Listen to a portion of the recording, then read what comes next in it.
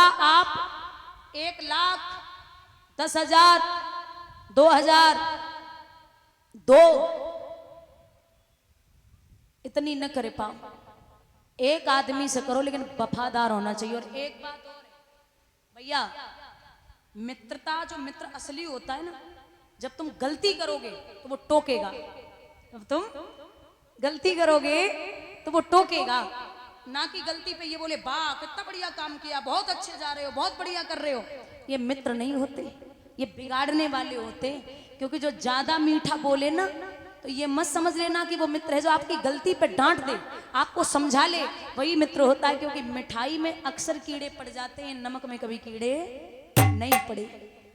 आप कितने सुंदर हैं ये मायने नहीं रखता, आप बोलते कैसा है ये जरूर मायने रखता। क्योंकि पायल हजारों रुपए की आती है लेकिन पैर में पहनी जाती है, और बिंदी 5 रुपए की आती है लेकिन माथे पे लगाई जाती है। देखो, आप कुछ अच्छा काम करो तो 10 कोस तक नहीं पहुंचेगा, और बुरा कर दो तो मान लो 100 कोस पहुंचने में टाइम नहीं लगेगा। आपने देखा होगा दूध बेचने वाला घर घर जाता है, लोग पूछते भैया दूध में पानी तो नहीं मिलाया, बोलते नहीं मिलाया। लेकिन शराब बेचने वाला कभी घर घर नहीं जाता, लोग ठेका पे बैठ के पिए तो पानी मिलाए को और पियते। बोलिए गोविंद भगवान की। जो ज्यादा ही लिपटना शुरू कर दे, बहुत लिपट रहा है, शरीर को छोड़ने की कोशिश नहीं कर रहा, हर बात पे मीठा बन रहा है, वो ये समझ लेना कि किसी दिन आपको निगलने वाला है। जो मीठा बनने की कोशिश कर रहा, रोज बैठ रहा है, रोज चाय पानी चल रहा है, और रोज डेली आपकी गलती पर बहुत हंस रहा है, बहुत बढ़िया जा रहे हो। एक आदमी ने एक अजगर सांप पाला, अजगर बचपन से ही पाला, और भैया बड़ा कर लिया। 6 महीने हो गए, 1 साल हो गई, जब अजगर सांप खूब तंगड़ा हो गया, मोटा ताजा, 1 महीना लगातार उसने भोजन करना बंद कर दिया। अब जिसने पाला था वो बड़ी टेंशन में कि इतने दिन से ये मांस खा रहा है, बढ़िया जो भी मैं दे रहा हूं वो खा रहा है, लेकिन क्या बात है ये 1 महीने से सब कुछ खाना बंद हो गया और शरीर से लिपटता रहता है, तो सूखने लगा। डॉक्टर के पास लेकर के पहुंचा वो आदमी अजगर सांप को, बोले डॉक्टर साहब आपसे एक निवेदन है, 1 महीने से मेरा अजगर सांप कुछ खा नहीं रहा। डॉक्टर साहब बोले शरीर से लिपटता है? बोले हाँ शरीर से तो बहुत लिपटता है। बोले उदास भी रहता है? बोले जी बिल्कुल रहता है। अब उस तरीके से नहीं रहता जैसे पहले रहता था। डॉक्टर साहब बोले जितनी जल्दी हो सके ना इसको मार दे। बोले क्यों? बोले ये 1 महीने से कुछ खा नहीं रहा है, इसका मतलब ये है कि तेरे शरीर से लिपट लिपट के ये तेरे शरीर का नाप ले रहा है कि मैं तुझको हजम कर सकता हूं या नहीं कर सकता हूं, तो इसको मार दे जितनी जल्दी हो सके। ऐसे ही जिंदगी में कभी कभी ऐसे मित्र होते हैं, वो दिखाई तो मित्र देते हैं लेकिन पीछे अजगर सांप बने बैठे हैं। बोलिए गोविंद भगवान की। अच्छे से मित्रता निभाइए। तो कहा है कि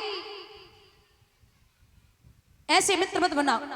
जाओ विदा किया, लेकिन विदा कहां किया?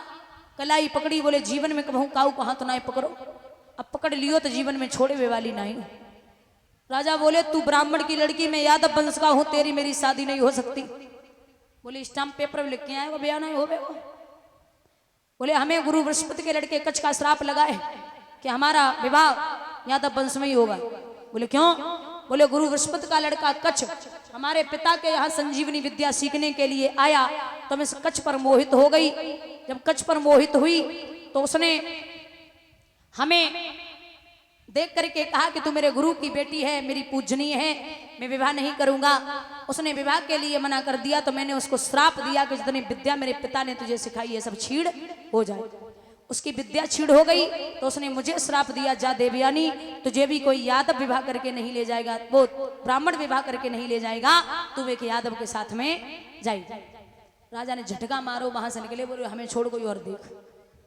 देवयानी घर पे आई, पिताजी से सारी बात बताई। पिताजी आपको मैं क्या ही बोलूं, अब जो भी है जैसे भी है, तुम्हें भिखारी और हमें भिखारी ने बोला है। शुक्राचार्य ने बिटिया को हाथ पकड़ो और जवाब दियो, इस राज्य में गुरु का अपमान होता, उस राज्य में गुरु को 1 मिनट नहीं ठहरना चाहिए। निकल के जा रहे थे। वृषपर्वा ने कहा कि आप कहाँ जा रहे हैं? बोले तेरी बेटी ने मुझे अपमानित किया है, मैं यहाँ नहीं रह सकता। तो बोले कि कैसे रुकोगे? बोले एक शर्त पर। शर्त क्या है? शर्त यह है कि जब मेरी बेटी का विवाह हो तो तेरी बेटी मेरी बेटी के साथ में दासी बन के जाए। शर्त मंजूर है। पत्र भेजा गया, राजा याति बारात लेके आए। बड़े विधि विधान के साथ में शादी संपन्न हुई। लेकिन जब विदाई का समय आया तो शुक्राचार्य ने अपने दामाद को अकेले में बुलाया और बुला करके कहा, शुक्र ने विदा के समय कहा, राजनिश का विश्वास न हो, पत्नी व्रत को कायम रखना, दासी संग भोग विलास न हो। ये जो दासी जा रही है शर्मिष्ठा नाम की, इसके आसपास आप नहीं भटकने चाहिए। ठीक है, विदा किया। समय के अनुसार देवयानी के गर्भ से 2 बालकों ने जन्म लिया, जिनका नाम है यदु और तुर्वस। यदु की 49वीं पीढ़ी पे भगवान आए।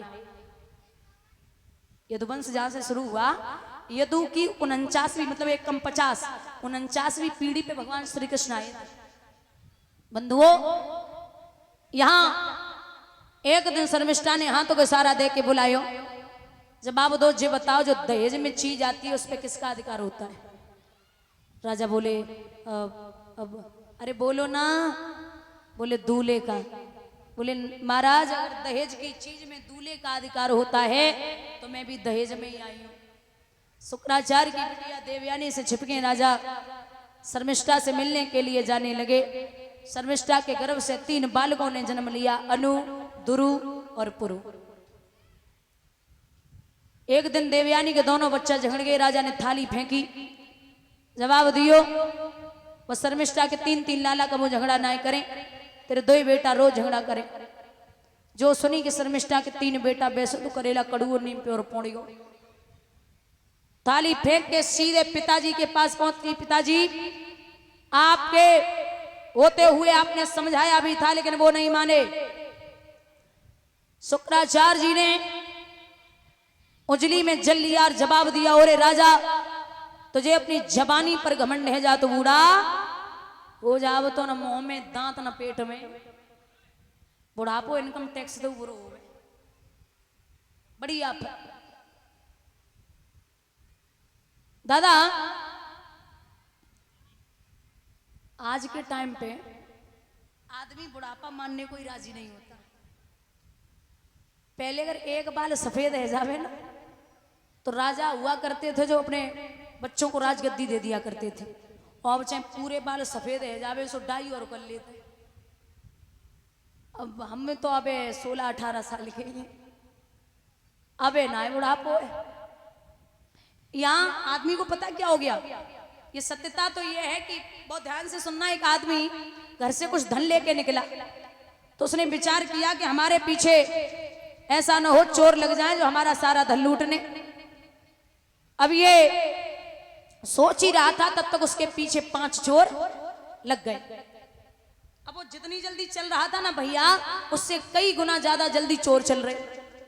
बढ़ता जा रहा, अंधेरा होने को आया तो आपने देखा होगा बरगद के पेड़ जिन पे बड़ी बड़ी जटाएं लटकी होती हैं, पुराने बरगद के पेड़ होते हैं उन पे जटाएं। तो उसने क्या किया, चोर पीछे थे, उसने उन जटाओं को पकड़ा और जटाओं को पकड़ करके नीचे था कुआं था सूखा, उसी कुएं में लटक गया। अब 5 चोर पीछे पीछे। बोले भैया आ गए तो इतना ही है, तो इतनी जल्दी कहां चलोगे? लेकिन वो बेचारा भाग के आया था तो उसके सांसों की आवाज बाहर तक जा रही थी। तो 5 चोर कुआं की पार पे ही बैठ गए। बोले अबे ना, तो थोड़ी देर के बाद निकलेगो, निकलने तो है यहीं बैठ जा। सो 5 चोर कुआं की पार पे बैठ गए। अब आदमी तो है, कब तक लटको रहे हो? 2 घंटा है गए लटके, चोर हटना ही रहे। सुबह ने सोची कि कुआं है सूखो, जब कुआं में हम नीचे उतर जाए। तो जैसे ही नीचे निगाह डाली तो काला सर्प उस कुएं में घूम रहा है। समझ गए मौत पक्की है। अगर नीचे उतरे तो सर पे, ऊपर निकले तो चोर बैठे, मरने तो है ही। तो थोड़ी और हिम्मत की, लटका रहा, हिम्मत खूब किए रहा। लेकिन जिन जटाओं पे वो भैया लटका हुआ था उन जटाओं को 2 चूहे काट रहे। जिन जटाओं पे लटका हुआ था, उनको दो चूहे काट रहे। अपन जो ऊपर निगाह डाली, बोले अब जे काटेंगे हम नीचे गिरेंगे, और नीचे है सांप। भगवान ने सोच रखी है कि मौत आज जाकी होनी ही है, लेकिन हिम्मत नहीं आ रही। ये सोच ही रहा था, मुंह खोल के ऊपर निगाह डाली तो मुंह था खुला, उसके मुंह में ऊपर से एक बूंद गिरी। ऐसी बूंद कि उसने इतना मीठा स्वाद जीवन में पहली बार लिया। अब वो शहद की एक एक बूंद गिर रही थी ऊपर, मधुमक्खियों ने छोड़ रखा था शहद, एक एक बूंद गिर रही। अब वो मीठा देख के 5 चोरऊ भूल गो, सरपऊ भूल गो, चूहू भूल गो। अब वो जब सोच रहा हो कि जब बूंद कहां से आ रही, एक और मिल जाए। जब बूंद कहां से आई रही, एक और मिल जाए। हम आपको ये समझाना चाहते हैं कि वो व्यक्ति कोई और नहीं, हम और आप हैं। और हमारे और आपके पीछे 5 चोर लगे, काम, क्रोध, मोह, लोभ और अहंकार। और जिस कुएं में हम और आप पड़े हैं वो है मृत्युलोक। और जिस कुएं में वो काला सर्प घूम रहा है वो है हमारा और आपका काल। और जो 5 जैसे जिन जटाओं पे हम और आप लटके हैं वो है हमारी और आपकी सांसें। और जिनको 2 चूहे काट रहे हैं वो एक है दिन और दूसरा है रात। और जो शहद की एक एक बूंद आ रही ना वो है धन। आज 1 लाख को मुनाफा है तो कल 2 लाख की व्यवस्था है जावे। तो जब धन के चक्कर में हम सब भूले बैठे हैं, बोलिए गोविंद भगवान की। विद्वान कहते हैं जमाया संग ना चले, जमाया संग ना चले, जमाया।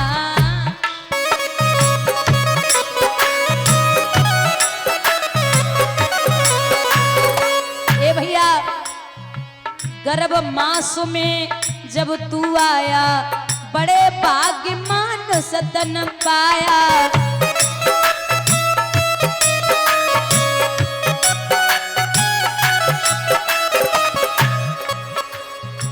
जन्म लिया धरती पर आया, अरे खेलत घात फिरे, जमाया संग ना चले, जमाया।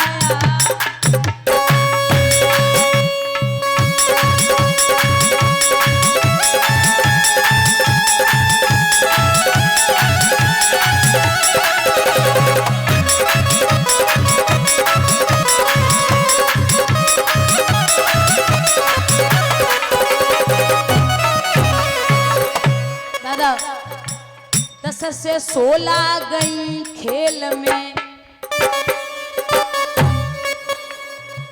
उठाओ नहीं उठाओ, जगाओ जगाओ। ऐसे इतने आराम से सो रही भैया, इतने हमारे पास भेज दो, यहाँ बिठा रहे हम। 10 से 16 गई खेल में, 20 गई तेरी मद की जेल में।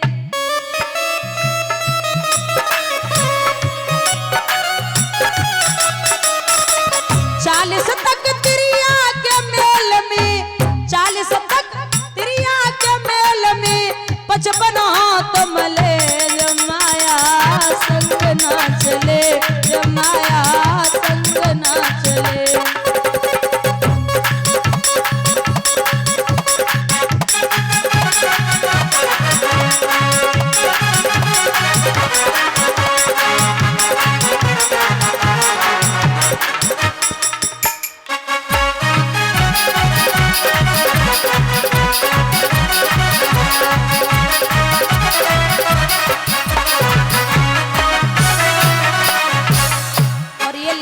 ध्यान से सुनना, स्याही जाए सफेदिया, ए स्याही जाए सफेदिया बे, तन की खाल सिकुड़ सब जा।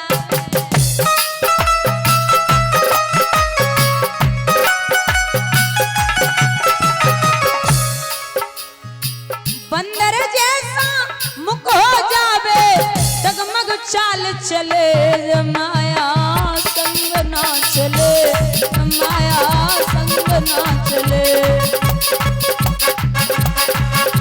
एक बार हाथ उठा के दोनों भैया, श्री राधे।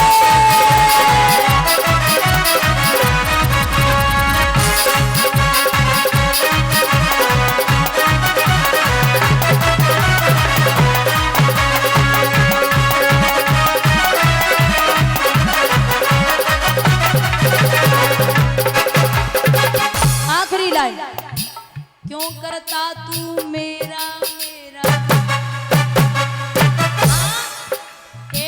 क्यों करता तू मेरा मेरा, कोई नहीं है यहाँ पे तेरा।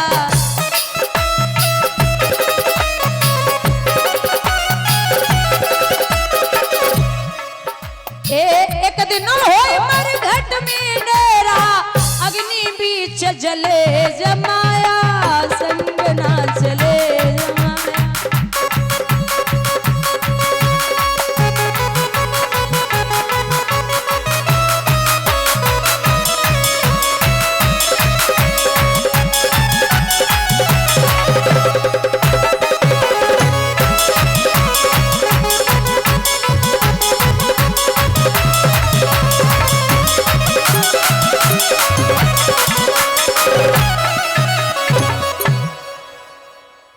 यहाँ बुढ़ापे को शरीर लेके शुक्राचार्य जी के सामने पहुंचे। शुक्राचार्य जी ने देखा, देवयानी बोली जी हमारे पति ना है। बोले पति तो तुम्हारी ही बस पहचान लो। और इनका ऐसे शरीर, बोले श्राप दिया है। देवयानी बोली पिताजी जैसे हमारे पति पहले आते ना वैसे ही कर दो।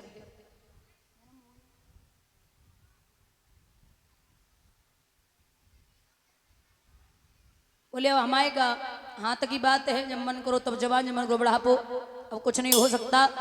इनका हेतु नातेदार रिश्तेदार इन्हें जवानी दे दो, बढ़ापा ले ले तो जवानी वापस आ सकती है। अब इतना बढ़िया कौन है, सबने मना कर दिया। सबसे छोटा बेटा था पुरु, उसने जवाब दिया आपसे जवानी मिली, आपसे बुढ़ापा, ये सब कुछ आपके ही हाथ में है। पुरु ने जवानी दी, बुढ़ापा ले लिया। कुछ समय तक सुख भोग विलास करके राजा जब जवानी वापस देते, बुढ़ापा लेकर के भगवान का भजन करने के लिए चली गई। बोली वृंदावन बिहारी लाल की। ये वंश आगे बढ़ा। महाराज एक राजा हुए हैं जिनका नाम है आहुक। आहुक के दो पुत्र हुए जिनका नाम है उग्रसेन और देवक।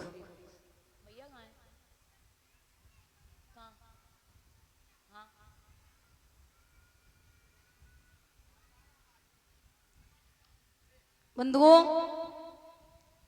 इधर उग्रसेन के 9 बेटे थे, 6 बेटियां थीं, जिनमें कंस बहुत उपद्रवी था। इतना उपद्रवी है तो गांव के बच्चों को खेलने के बहाने ले जाए, काऊ गला घोट दे, काऊ धरती में दबोच दे।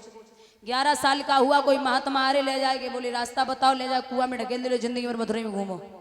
18 साल का हुआ। आपने देखा होगा जो बड़े घर को लड़का हो तो पीछे 2-4 चिमचा लगे ही रहता है। और बुजुर्गों चमचों से हमेशा सावधान रहना। चमचा आप जिस बर्तन में डालोगे और बाहर निकालोगे तो वो चमचा बर्तन खाली करके बाहर निकलते हुए बोलिए गोविंद भगवान की। यहां इतने उपद्रव, लड़कियों को रास्ता रोक के परेशान करने लगा। लड़कियां राजा उग्रसेन के दरबार में पहुंची। बोले आपके होते हुए आपका बेटा परेशान कर रहा है। बोले किसने परेशान किया? बोले भोजराज कंस ने। बुलाया जाए। शराब के नशे में धुत कंस कहने लगा, कहिए बूढ़े बाप क्या बात है? बोले इन लड़कियों की हालत तूने की है? बोले हमने ही की है, कोई कमी रह गई? उग्रसेन बोले बुद्धि खराब हो रही है।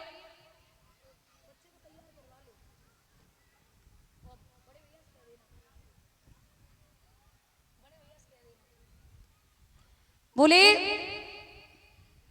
कि अगर तेरी बहन बेटी की ऐसी हालत कर दी जाए तो तू क्या करेगा? जवाब दिया कि अगर मेरी बहन की तरफ कोई उंगली उठाएगा दोनों भुजाएं कटवा दूंगा, कोई नेत्र उठाएगा दोनों नेत्र निकलवा दूंगा। उग्रसेन बोले जैसी बहन दूसरे की वैसी तेरी।